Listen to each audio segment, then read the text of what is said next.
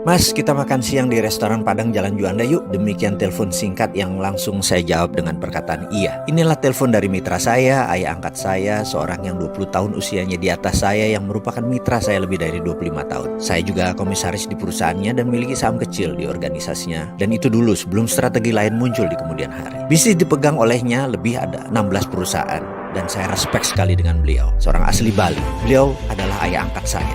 Singkat cerita, hari itu kami makan berdua di restoran Padang favorit kami. Dia bercerita sambil makan bahwa 3 bulan ini kami harus pinjam sana sini untuk menutup overhead perusahaan. Saat itu kami memiliki 600 lebih pegawai dengan beban usaha biaya rutin lainnya kurang lebih 1 bulan 5 miliar ongkos yang kami butuhkan. Sudah 3 bulan ini kita pinjam sana sini, demikian dia berkata. Berat dan benar deh, sudah 25 tahun lebih kita berbisnis, kita tidak pernah telat bayar gaji. Dia memulai monolognya dengan nada serius. Kemudian dia berkata, kita ini para direksi dan pemilik harus gulung koming setiap saat, cari cara untuk menghidupkan perusahaan. Dan untuk itu pegawai kita tidak perlu tahu masalah.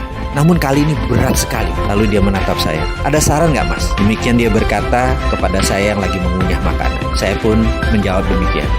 B, gini deh. Bagaimana kalau kita siapkan paket shake hand, golden shake hand kalau perlu. Kita adakan juga program pensiun dini. Kita minta mereka beberapa orang yang ingin pensiun dini, kita pensiunkan. Dan beberapa orang yang tidak perform, kita pecat. Kalau perlu, orang-orang yang mungkin lagi tidak kita butuhkan, kita rumahkan tanpa gaji. Bagaimana Be kira-kira? Mendengar suara saya tersebut, wajahnya berubah. Dia menghentikan makannya. Matanya menatap saya dan suaranya menegak. Kamu sombong, Martin. Nggak ada rumus pecat karyawan itu. Nggak ada yang namanya dirumahkan.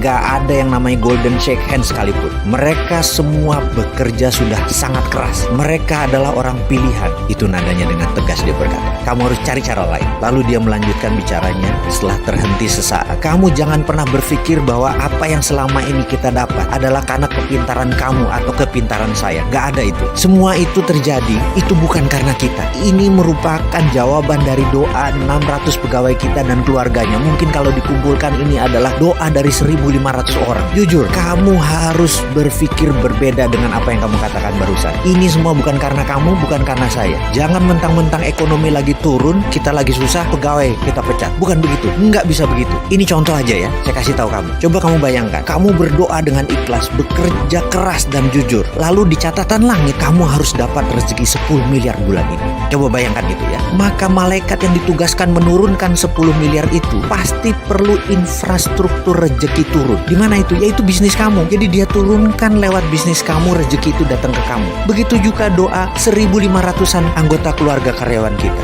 Begitu mereka harus dapat rezeki, di langit mereka tercatat mereka harus dapat rezeki. Maka malaikat itu kan menurunkan melalui perusahaan kita. Itulah yang membuat perusahaan kita berdiri lebih dari 25 tahun. Jadi itu bukan karena kepintaran kamu, bukan karena jabatan kamu, bukan karena saya. Kita ini hanya penyambung jalannya rezeki. Usaha kita itu adalah infrastruktur keluarga pegawai kita untuk rezeki itu turun ke mereka. Faham kamu? Jangan sombong kalau berpikir. Jangan mentang-mentang kamu pemilik. Cabut kata-kata kamu itu. Cari kata-kata lain, cari cara lain. Saya terdiam.